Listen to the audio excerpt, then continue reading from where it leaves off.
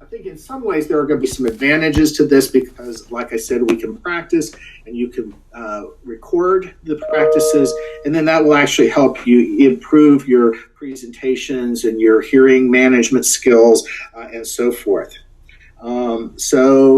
Questions or comments?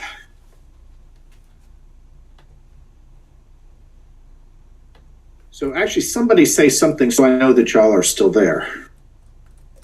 With you. Thank you. I'm like, you know how this is. Well, I guess you wind me up and I just get going, right? Oh, you're doing an amazing job. All right. Okay. Okay. So let me just see before we go any further. So is Donovan still here? Is he, no, he left again. Dimitri. Do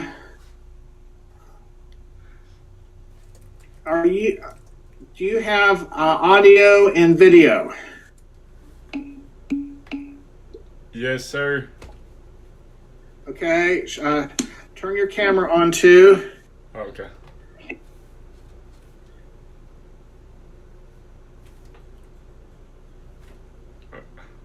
Can you see me? Not yet. All right, hold on one second.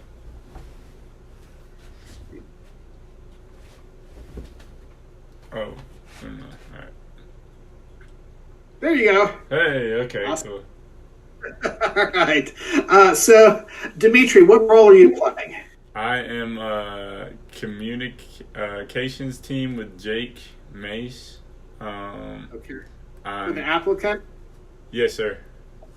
Okay, so you're not presenting. Sir. Okay, all right, awesome. So I'm just shifting people around in terms of their controls over being able to share materials based on whether they're presenting or not. So you're good. And yeah, and this is all recording, so you should be able to see it later. It might take because it'll be long. It'll take a little while to upload, but it'll be up there later. And you probably missed it. I explained where to find the recordings, but you just go back to the plan and read the instructions there. Yes, sir. Thank you. All right. So, all right. So instead of taking a break now, let's spend a little bit of time, because we're ahead of schedule. Let's spend a little bit of time talking about how this is going to work. Okay, so running the meetings. The chair is, once again, who's the chair? The chair is John Haley, but I don't know if he's on or not. Is he on? Are you on? I don't think he is. Oh, there he is. No, I am. Hey. Oh, there. Okay. Did I do this right? John's Hi. on the chair. Do you have video? Yes. Can you not see me? Oh. Here. Can you see me now? Not yet. Now. There is coming up. Yeah, awesome. Hey, John. Okay, so you're the chair, right? Yes. Okay, so I'm going to make you a moderator, which means you've got lots of controls. Woo! And collaborate. Yeah, exactly. All right, excellent. So this is mostly aimed at anybody in this group, but then also anybody who's going to be on the Louisville Metro team in our third hearing about how to run the meeting. Okay, so you're going to have to exercise quite a bit of control. So you're probably going to have to leave your camera and mic on a lot, John, and basically start the hearing just like you did, just like we did in the first session. You're going to need to run through all the procedures, the your Kirk may need to then swear people in, and so on and so forth. And so there's going to be all of those kind of procedural things that you're going to need to do to begin with, introduce the application, and then once the case manager starts speaking, then you can mute the your video and the mic, and then it's going to focus then on the case manager, and so they'll do their presentation, and what will happen is they will upload their material. So actually anybody who's going to present any visual material, PowerPoint, PDF, or JPEG, those are our three options. Okay, so if you have a Word document, you need to convert it to a PDF. If you have images, you can certainly show them in JPEG, but you probably actually want to put as much as you can into PowerPoint. And so what you want to do, and so everybody everybody who's presenting in any way at all, you need to know that, so again, click on the double arrows at the purple arrow down at the bottom right, and that opens up the panel. And then at the bottom, there's an X to close the panel. That's at the far right. And one step next to the left of it is the cog, which gets you to your settings. Okay, the middle icon is it looks like a little file, and it's got an arrow, and that's share content. So you will click on the share content, and I'm going to do this right now. And it'll be share blank whiteboard. I think we probably don't need that. You can share applications/screen, and that will allow us to see whatever's on your computer.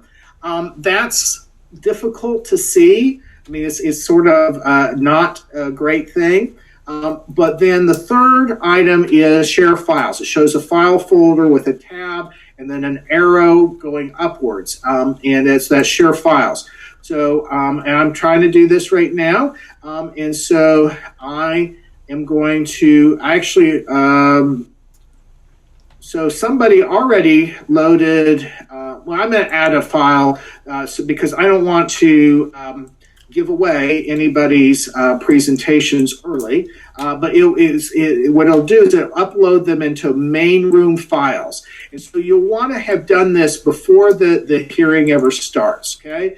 But here I'm going to go to PowerPoint, and I'm going to Good, Mixed, and Bad Planning PowerPoint, which I used on the first day of classes. And while I've been talking, I've been uploading it, and it's in the process of uploading. But I see the Stapleton slides, the PMW Stapleton slides, Jake's profile picture, and Team 2's, I think, PowerPoint. But I've got what I'm going to share highlighted. Okay, so it's it shows up as black on mine, and then down at the bottom there's a black tab or icon, or not icon, but tab. It says share now, and I'm going to click on that, and it says select a slide to begin sharing, and so I'm going to do that. I'm going to select the first one, and does everybody see examples of good, mixed, and bad planning? Yes, sir. Excellent. Okay, so then it just goes through, and one of the great things is, for me anyway, I can see the presenter down at the bottom. So I can see if, so for example, I'm sort of leaning a little bit on my chair. I'm wearing my tank top rather than looking professional. And so I would be probably downgrading myself a little bit for not being as professional. But if I, was a little bit more professional in my presentation, and I had on a nice button-down shirt and whatnot, then I would be if my oral presentation was also really great, I'd be really hitting on all cylinders there. So, but you see, you can move the slides back and forth and whatnot, and then Dimitri asked me a question. Who's that guy with all that hair standing outside of the Capitol building? I'm just Exactly. Right. So exactly. That's actually Tom Cruise. it looks like him. Oh, wow. Okay, so that's actually my risky business picture from when I interned in Washington D.C. in the '80s, about the same time that the movie Risky Business came out. So. So I see everybody laughing. So anyway, all right. But you see the point. What you can go back and forth between the commissioners and so forth. Right now, Dimitri doesn't have his video on, but the commissioners will turn, when they ask a question, they'll turn their video and mic on, and so you'll be able to see them at the bottom on the right, and you'll be able to see, or at least that's what I see, and then the speaker on the left, and so forth. All right, and so then up at the top right, there's a circle with a square in it, and that is stop sharing. So I'm going to stop sharing. And lo and behold, it goes back to the presenter screen. Okay, and so we already have some things in the main room right now. I don't know if those will still be there next time because it'll be an entirely different session. So things might have to be uploaded again. But you have the whole week to make further modifications and so forth. And if you want to try this out later, that's great. So I would encourage, John, as you run the meeting, for you to give people, 5 to 10 minute breaks every so often, like we do normally, because people will. I mean, it's obviously easier for people to actually just leave and go use the bathroom. Except I have to watch the whole thing, and so I would like a break from time to time. And people may need to get water or just get up and stretch their legs and stuff. So that's important. And then another thing I want to talk about is just deliberating, making motions, making findings, and articulating conditions.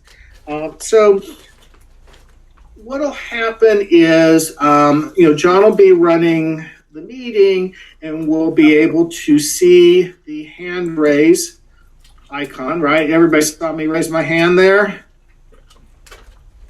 Right? Yes. Yes. Okay. And so, all right, super. And so I'm gonna lower it. So then, John will call on the different commissioners to express their views, just like you would at the, if you're sitting up on the, in the judges' seats in the Allen courtroom. And then what will happen is at some point, and one of the things we learned from last session is that you don't want to let it drag out too long. There's a point where, you definitely want plenty of deliberation and discussion, but there's some point at which, sort of most things have been said, and it's now time for somebody to make a motion. And you might have, depending on how many approvals there are, you might have multiple motions. So you do one at a time, and you make a motion to approve or deny the whatever other it is. And so let's just assume for a moment that we're talking about, one of the examples from back in the Anaheim. So, move to approve the conditional use permit for the applicant to operate a automotive repair and sales facility at 123 East Market Street for the following findings: that the applicant has the applicant's use is consistent with the public health, safety, morals, and welfare, and is appropriate to the site. That the applicant has established sufficient parking and will not unduly or adversely affect the traffic because the business operations will be small and will not involve that many cars or that many customers. As testified by the applicant, they're only expecting an average of 5 or 6 customers per day. And that have an alternative site to store any excess cars. The applicant will not adversely affect surrounding property and surrounding property values because they intend to build a wall, a sound wall, and buffer it with vegetation, and to keep the doors closed while they're working on cars, finally, the applicant does not pose any substantial risk to the public health and safety, or whatever the criteria happen to be. I'm just pulling this off of my head at the moment. I didn't pull that up, unfortunately, beforehand, but you get the idea. My motion is conditioned on the adoption of all of the proposed conditions from the staff report, as well as I think we ought to require the applicant to plant vines all the way across their sound wall and shrubbery in front of the vines, and that we ought to add the condition that the garage doors be kept closed at all times when work is being done, unless a vehicle is being brought in or out of the garage. Okay, and then somebody will second that. But do you see what I just did there? I made a motion to do something. I articulated the findings that match the criteria for granting the application, and then I articulated what kinds of conditions would be imposed. So basically, the staff is a great source of the conditions in the staff report. But then if you want to add or change any of them, you can remove some. You would want to articulate what those are. Okay, so say somebody seconds it. So now there's further deliberation or discussion on the motion. All right, so now it's time.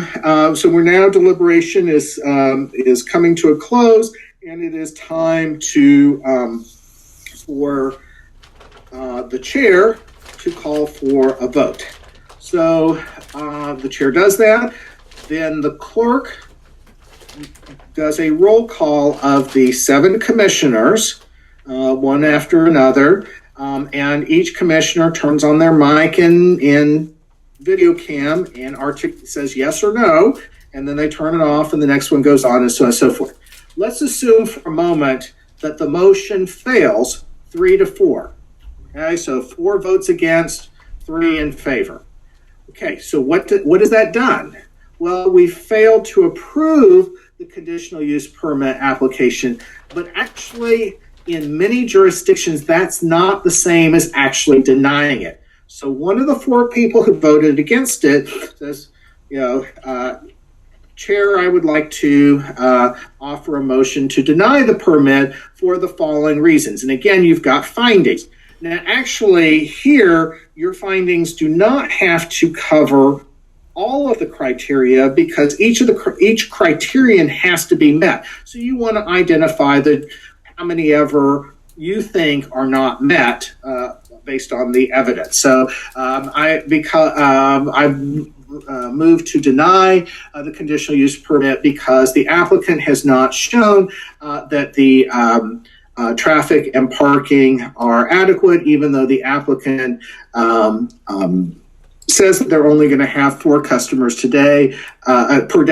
That's not a sound business model, and all of the other automotive facilities in the area have articulated exactly those kinds of promises, and in the end, they have many dozens of customers per day, and the cars, and evidence shows that the cars end up on the streets, and that the traffic is snarled and overburdening the local streets. In addition, that the runoff, runoff from this site, which is likely to have various kind of automotive chemicals in it, is going to be harmful to the public water supply. Right. So now you've just articulated a couple of findings as to why the permit should not be granted. Right. And you don't have to have any conditions then because you're denying it. And so you vote again. And this time the motion to deny passes 4-3. And so you have a definitive decision that the motion has been denied.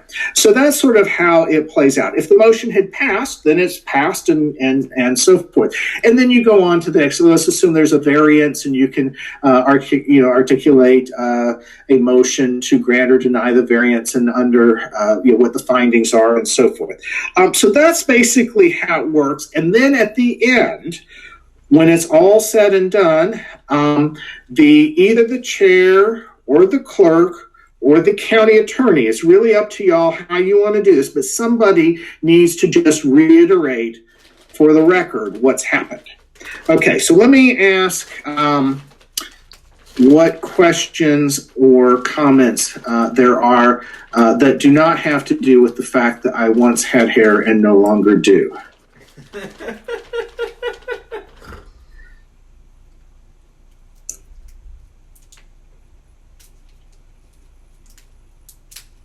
Anybody? John. Hey, so just curious how our deliberations would work amongst the council members. Mm-hmm. Like how we would deliberate amongst everybody else. So you're just each person's going to do just what you did, which is raise their hand, and you're each commissioner, right? And you're going to call on them, and they're going to articulate their concerns or whatever. And actually, during the deliberation phase, it might be that the commissioners leave their mics and video on more because there might be more back and forth. But we're kind of going back and forth right now, right? Yes. Right. Yeah. So it's going to work like that, right? Okay. Does that make sense? Yeah, I just didn't know if we wanted to deliberate a little bit more privately because I think in the previous group. But yeah, I mean, it's okay. I was just kind of curious. Yeah, and so this is the thing about the open meetings law. You cannot deliberate privately. So that's the and so one of the things y'all are going to have to be careful of is the chat function, right? Because any of that is discoverable by a lawyer who is seeking to bring some sort of claim against the city and against you as officials for violating the state open meetings law, including possibly trying to go after you to prosecute you for violating. So you want to be really careful about what's going on in the chat. Now, having said that, things like your mic's still on, you might want to turn it off, or, I'm having Wi-Fi issues. Okay, you're not deliberating about, you're not discussing the merits of the case. You're talking about technology or, very procedural kinds of things. So that kind of stuff can appear in the chat. But you just want to be careful that you're not having this little side conversation about, well, do you think we should grant or deny this permit going on in the chat? Because it's illegal, and it's actually, I think in every state it's illegal, and it'll get you in a whole lot of trouble. Very good, thank you. Sure. Other questions?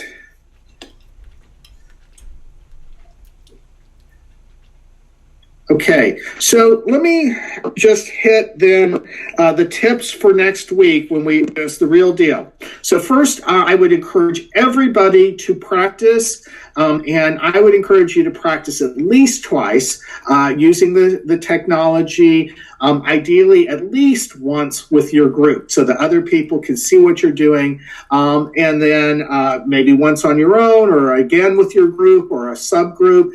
You can always create in your group, you can create a collaborate session, and I would encourage you to record yourself and then watch it, and then you can get. And of course, my performance here, which was totally off the cuff, was terrible, right? I mean, that was not the gold standard. But again, this is sort of trying to pull this together quickly. But you have plenty of time before next week to kind of be well practiced.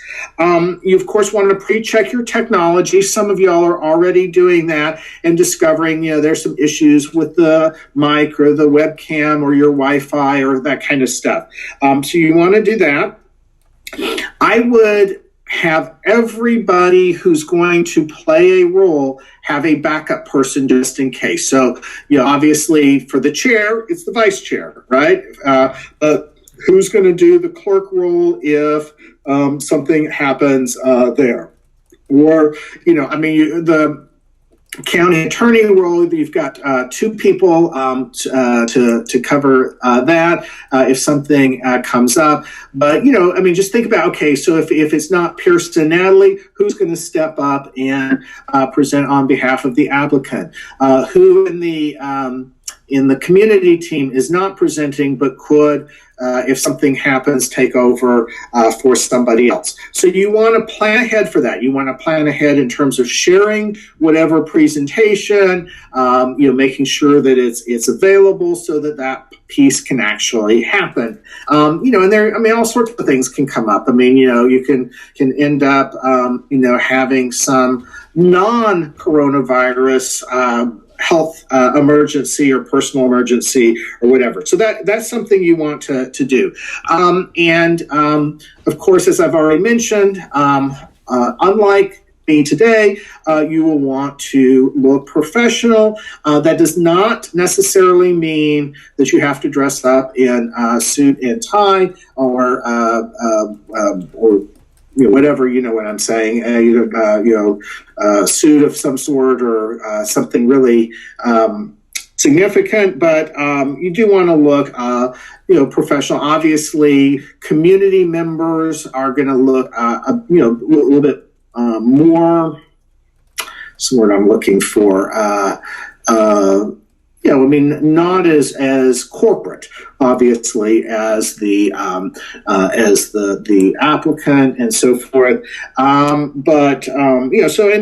You don't have to be uncomfortable, but it is a hearing, and you would want to think about, this could be seen by the public and so forth.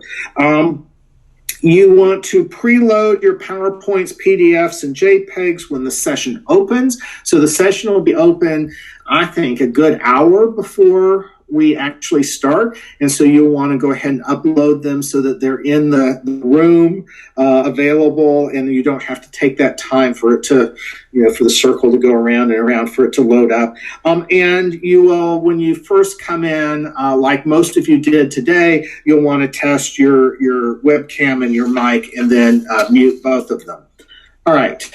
Other questions? Nothing? All right. Yes, Kirk.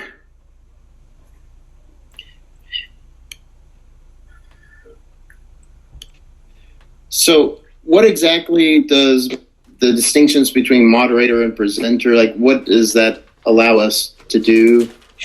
All right. So presenters will be able to upload content, right? To be able to share content. So they're and actually, I'm not sure that it's all of it, but it's certainly the files and so forth.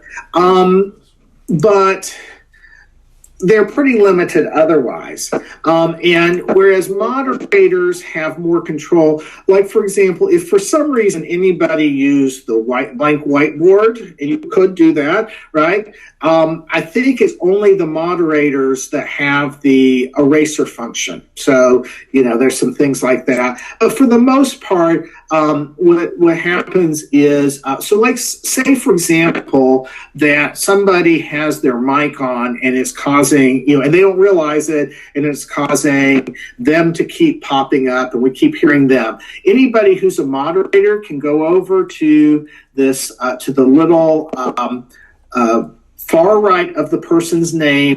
So it's the attendees. It's where the little icon that shows the two people. Okay, so next to the share content, and you go next to the person's name. So Taylor Gore, turn on your mic for a second. Can you hear me? There.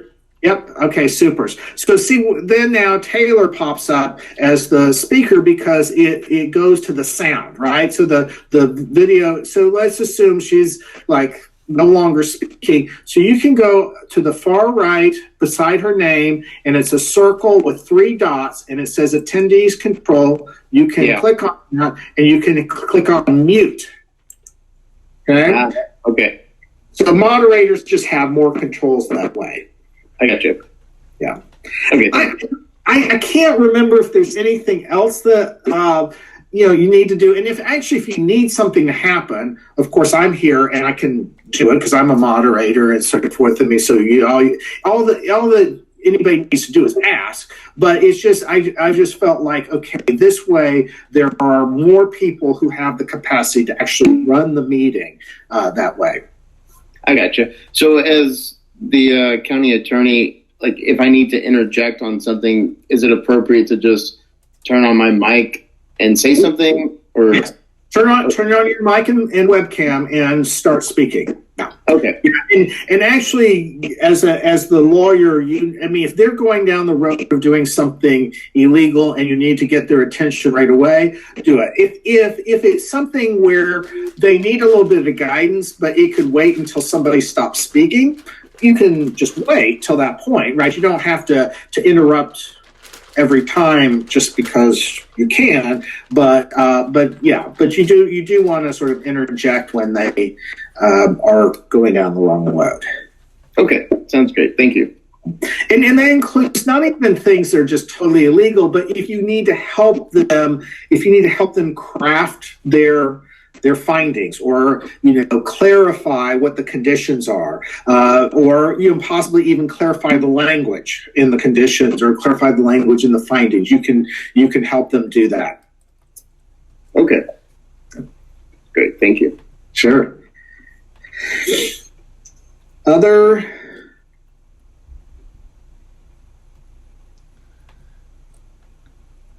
Is there a way to chat with more than just one person? Like if I wanted to make a separate chat with just our group?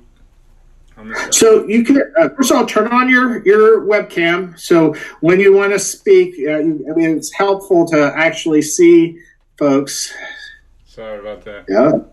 No, it's good. I know it's good. It's part of the practicing, right? Okay. So, first of all, I can see all private chats, but I think there is a way that.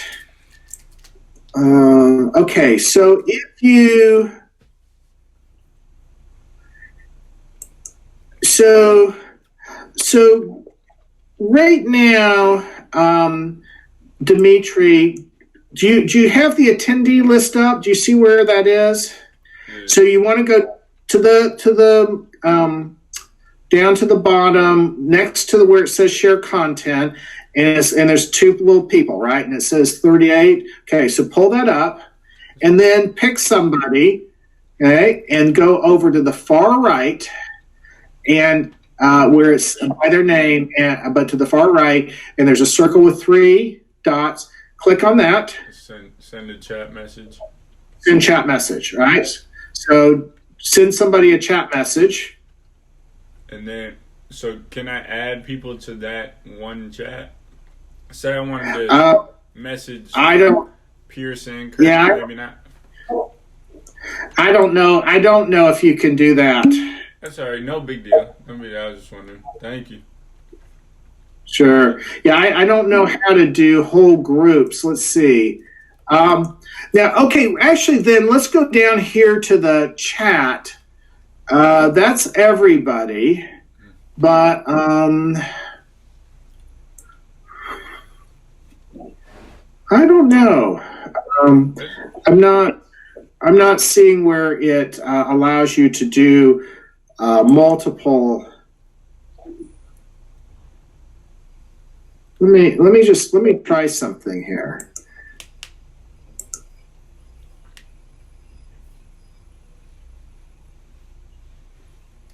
Yeah, no, it just seems to be either one or everybody. All right, that's fine. It's not a big deal. Thank you, sir. I appreciate it.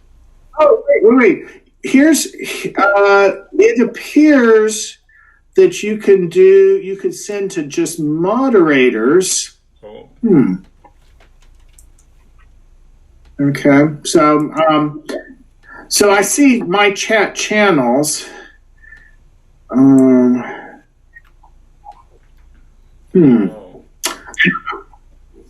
Yeah. So you might have to do it one at a time. All fine. Thank you, sir.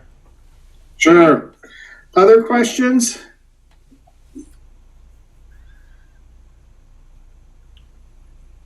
Okay.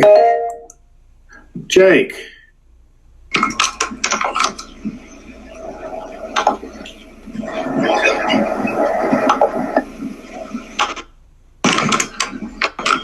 Man? Yep. All right. Can we access the collaboration for our groups at the same time as we're accessing the class or the simulation one? Because then we could chat with everyone in the group and then video conference with everyone in the class. You can probably. I don't know if you can have two different collaborate sessions going on at the same time. Okay, I'm gonna play with that. If I drop out, I'll try to be back. Okay. All right. That sounds good. Yeah, I don't know exactly how else to do that. I guess one other alternative is just to have, like, if you've got another device of some sort or another, have some sort of, group email or group chat function. So, like, for example, I'm on my laptop, but I, from time to time, have been seeing messages on my email messages on my phone. Including various and sundry stuff from the dean. All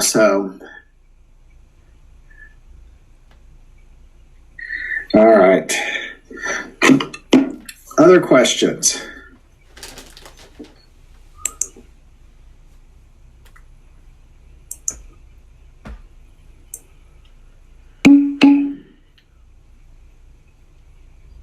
Oh, yeah. Yeah, Nathan says separate conference in Microsoft Teams. Yep, that works. Okay. All right.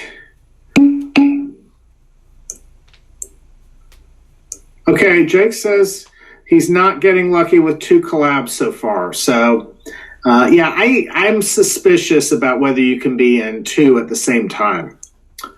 So, all right, so let's do this. Let's have 3 of you do a little bit of presenting. Oh, group discussion boards. Charles says group discussion boards. Okay, yeah, okay, that's good. All right, so who wants to volunteer?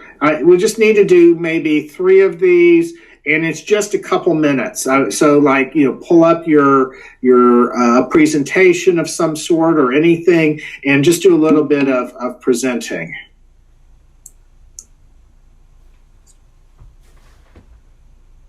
Okay, some people raise your hand.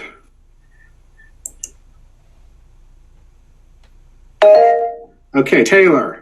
So Taylor's going to present. Let me give you a couple minutes to get ready. But Taylor, who else?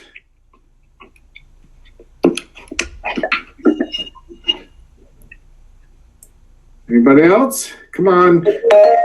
Patrick's going to present. And Natalie. Okay, perfect. So that's good. All right, so Taylor, you're on. Okay. Sure. Is the PowerPoint up? Not yet. So do you have share content? Yes. Oh, there it is. Yep. It's up now? Okay.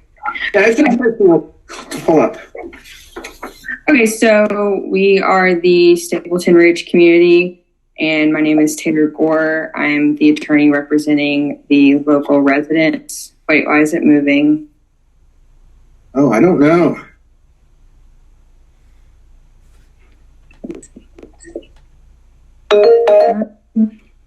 Okay.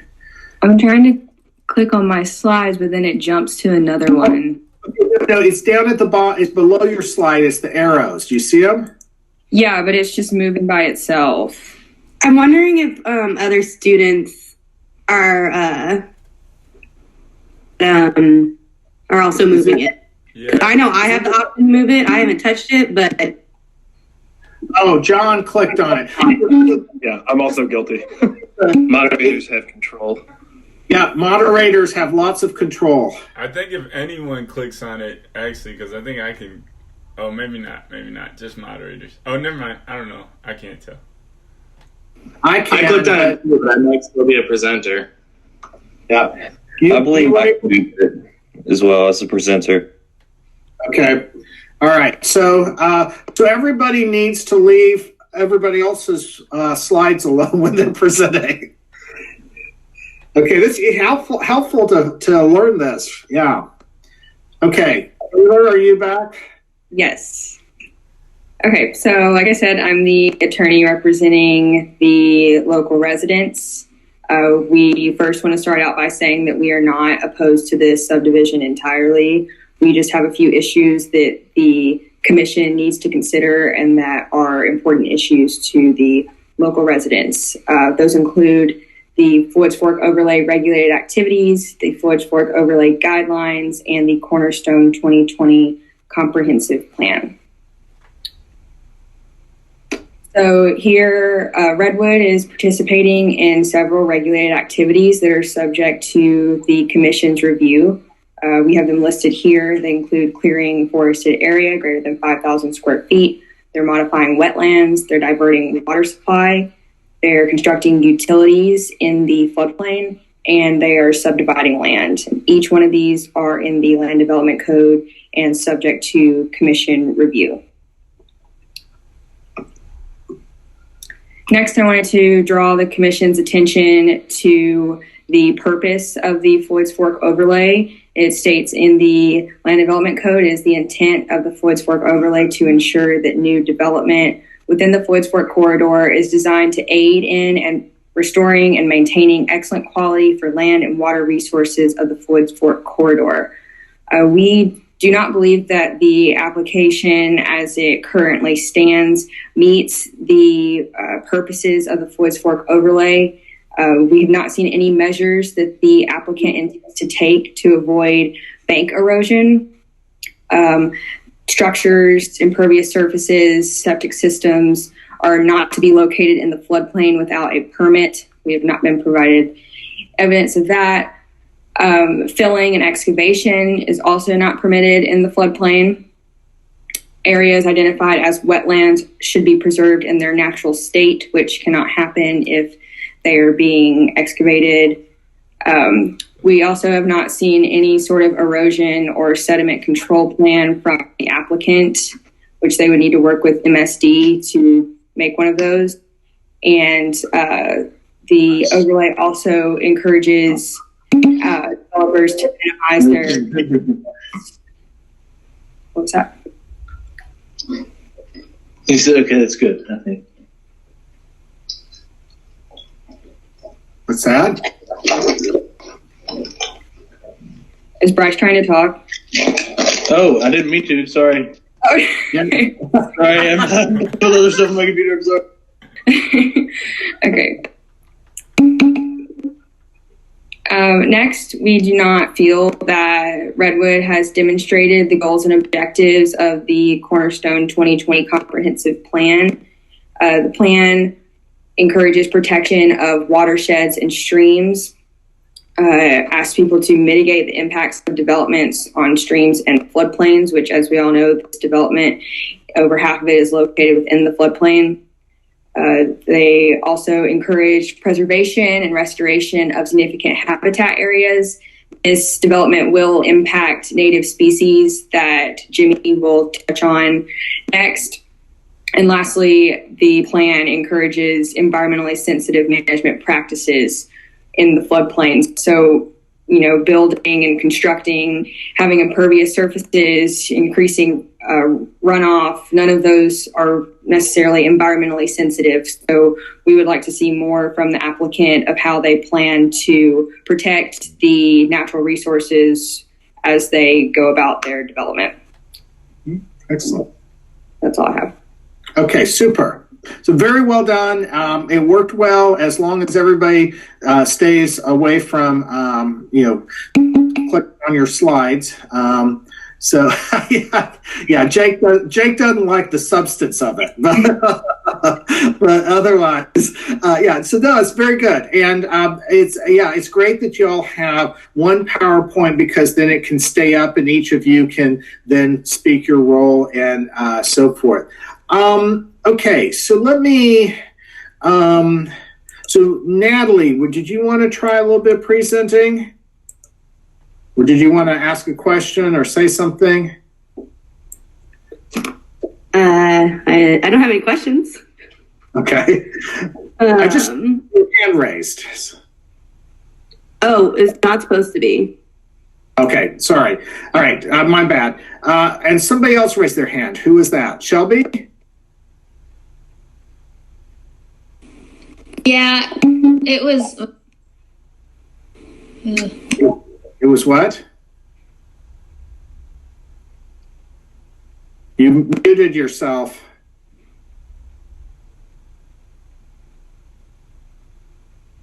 Can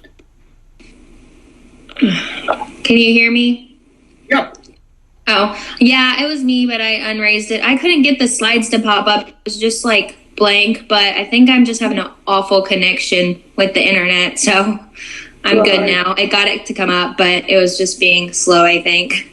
Okay, right. And I saw it in this, and what you did was exactly what folks should do is leave and come back, right? Leave the session and come back. And sometimes it is, I had a problem in the classroom, in your land use class, when I was recording this for somebody, Donovan or Cal or somebody. And I ended up, the screen just froze up. And the sound was still going, but the screen was frozen. And I had to turn off the computer and restart it. So sometimes that happens. And it just has to do with, the capacity, right? So that's all good.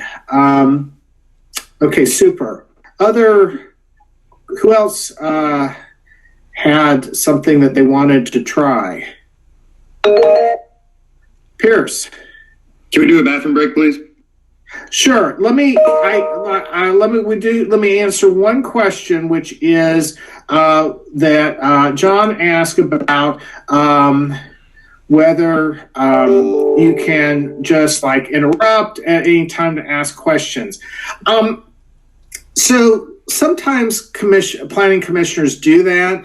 In general, it's a better idea. It's just better practice, whether it's live or in person, what I mean, or online, to wait until they get done speaking. So in other words, just make a note of your question, because the longest that anybody's going to speak is the applicant, but then, they can get peppered with a whole bunch of questions at the end of that. But otherwise, I think it's, good for, just to let people finish speaking and then do a series of questions.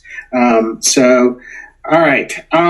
Anything else before? Let's take a break and then maybe try one more presentation, and then you can break into your groups. Okay? Yes? Okay. Sounds good. Sounds good. Per time should everyone be back? Sounds good. Okay. It's at 7:10. All right. Thank you. Thanks.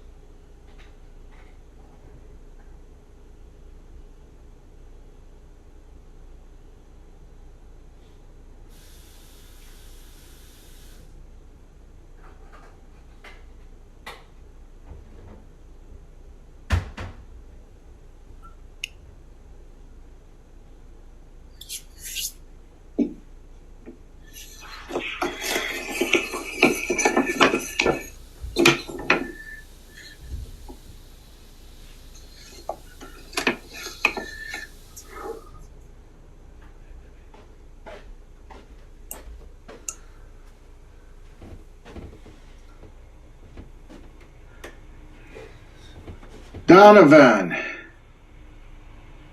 are you there?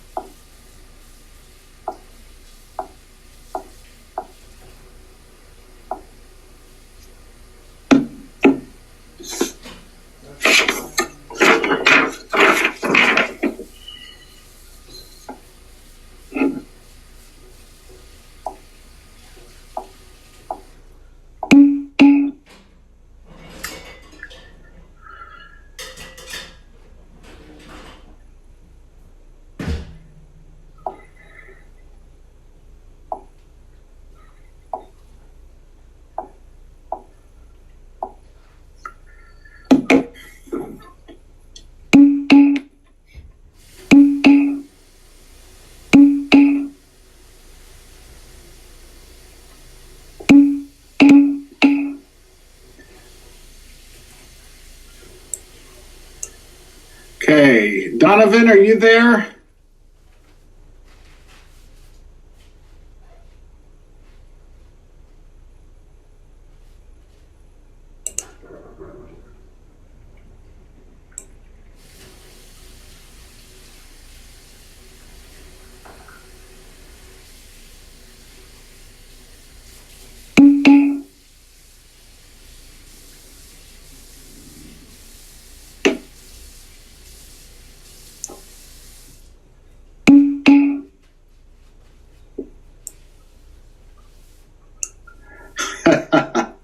All right.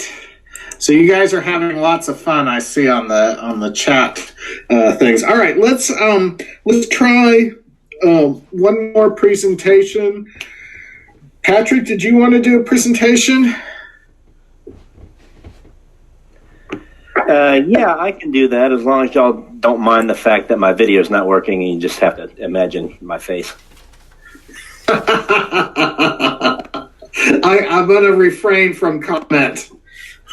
Perfect. All right, I'm going to try to share my slides here. Does everybody see that? Yes. Yep. All right, looks like they're staying still this time.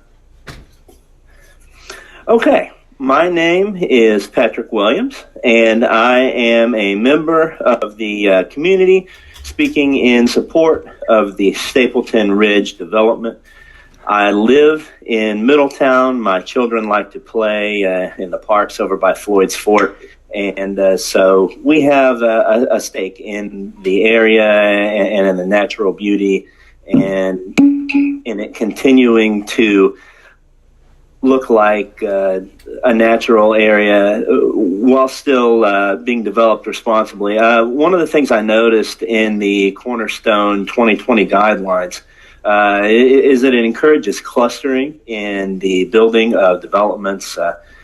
So it's to concentrate the building on the portions of the sites that are better suited for development, and then to minimize the disruption of the environmentally sensitive areas. I feel like this construction does that, and with the open space that is provided in the development, it allows to do this sort of clustering that is in the guidelines there. I noted from the letter that is on file in the materials, there'll be 50% of the development is open space. The guidelines actually only require 30%, and so this is more open space given than is required in the guidelines.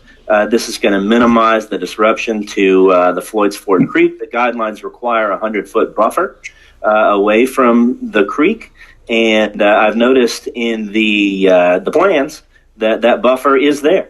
And so Floyd's Fort Creek is going to continue to be protected. Hopefully you can read that and see the pointer there, advanced technology. And so the protection of the creek is an important part. And I also note that there is going to be development out here on this land. This is an area of the county that is in continued development. Many things are popping up and being built out here. This area is zoned R4, and a normal development in that area will allow for a density of almost 5 houses per acre. Stapleton Ridge is going to have a net density of 3.49 units per acre. And so I believe that this is going to be a positive addition to our community, and that it's going to respect the natural environment. Thank you. Okay, very good. All right. So at this point, we've tried this out. Everybody you gets a feel for it, and we've looked at what kinds of technologies work for us and so forth. At this point, really, we're ready to break into your groups. So you can do that again by going to the groups page, and so Jake, did you set up a session there?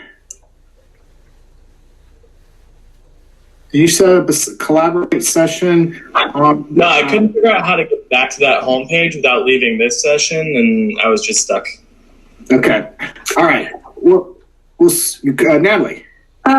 So I at one point did click on collaborate within that group thing, and then it took me to a page that said like I didn't have access.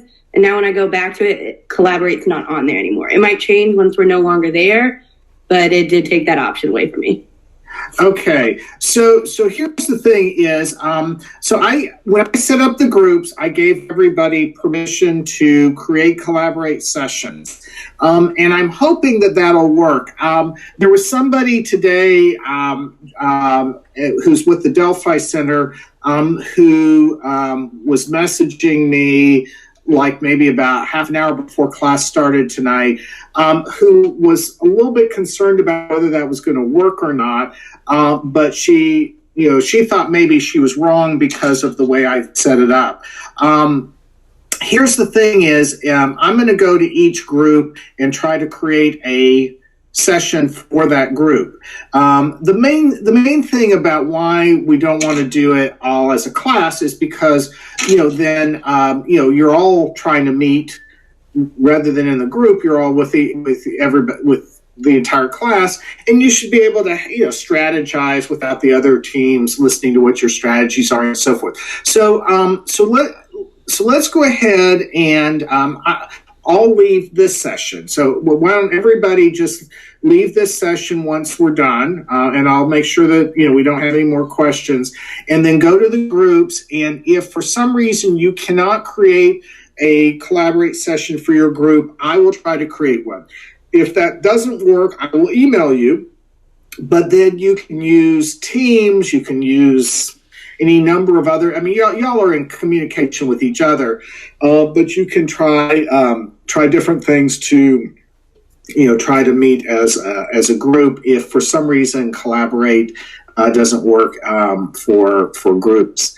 Now, here's the other thing is we could all come back to this room and I can create breakout groups. It's just going to take me a little while because I have to assign them, each person one by one into the groups. But and I do know breakout groups work because Professor Levinson experimented with that and has tried that with her class, and it does work. So, but let me see how it will work over on the groups page. Any other questions or commentary? Last chance.